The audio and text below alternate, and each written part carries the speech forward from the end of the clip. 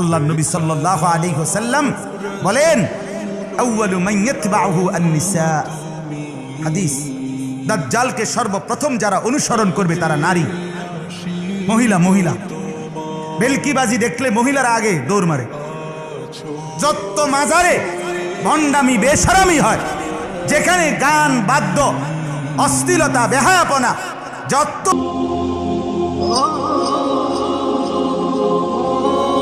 আপনার হয় দেখবেন সেখানে নারীর আড্ডা বেশি, মহিলাদের আড্ডা বেশি।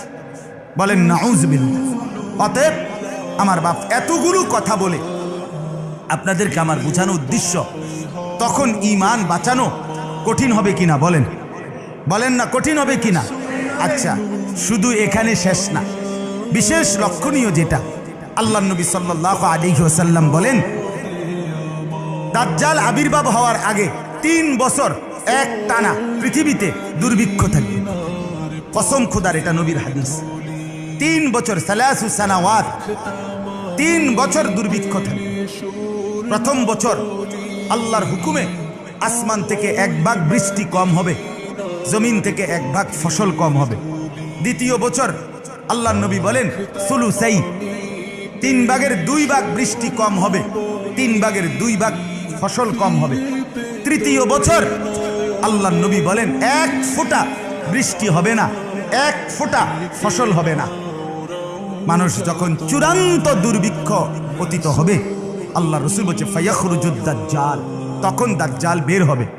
ওয়ামাহু জিবালু খুবজিন, তার কাছে রুটির পাহাড় থাকবে। ওয়ালাহমিন, গোশতের স্তূপ পাহাড় থাকবে। ওয়ানাহরিম মিন মাইন, তার সাথে পানির নহর থাকবে।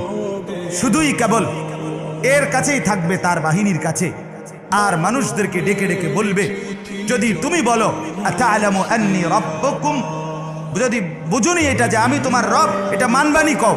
সে যদি বলে বালা, হ্যাঁ, তো তাকে রুটিও দিবে, গোশতও দিবে, পানিও দিবে। দুর্ভিক্ষের কারণে হাজারো কোটি কোটি কোটি কোটি মুসলমান মজবুত ঈমান না থাকার কারণে প্রথম ধাক্কাতেই খাদ্য আর খাবারের অভাবে নিজের ঈমান দিয়ে দেয়।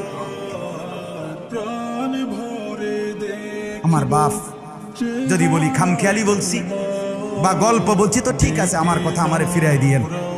আর যদি কেউ মনে করেন আমি আল্লাহ রসুলের হাদিস বলছি, তো নিজের ঈমান ঠিক করার জন্য, কিংবা নিজের আপনি মনে করেন হুজুর আমি এই পর্যন্ত বাসুমনি, আপনার ফুত কি আপনি চান বেঈমান হোক? কথা বলেন না কেন? আপনার নাতি বেঈমান হোক, তাইলে আসবে তো হয় আমার সামনে নয়, আমার বংশেরই কারো সামনে, ঠিক কিনা বলেন না? তো যে একজন সত্যিকার দরদি, সে তো চায় না যে আমিও জাহান্নামী হতে চাই না, আমার ছেলে পেলে নাতি নাতনি বংশধর তো কেউ জাহান্নামী হোক, এটা কি আমরা কেউ চাই? তাইলে উচিত নিজের ঘরে, নিজের পরিবারে, বাপ এটাই আমার আজকের কথা, নিজের ঘরে নিজের পরিবারে আপনার আমার প্রত্যেকের কাছে অনুরোধ বাবা। জি, তো আমার অনুরোধ এটা বাবা, আমি আজকে শুধু এই একটা প্রসঙ্গই বললাম।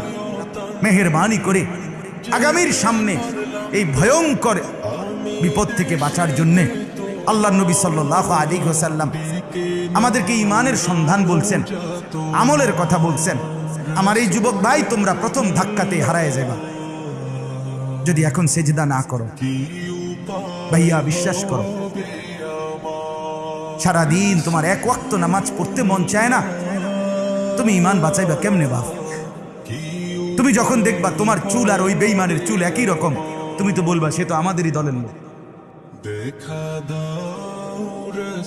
আমাদেরই মতো। তুমি তখন হিম্মত কই পাইবা বাপ? সাহস কই পাইবা নিজেকে বাঁচাবার জন্য? বলে এজন্য আমি আবারও বলছি, আমি ফেরিওয়ালা বলে গেলাম,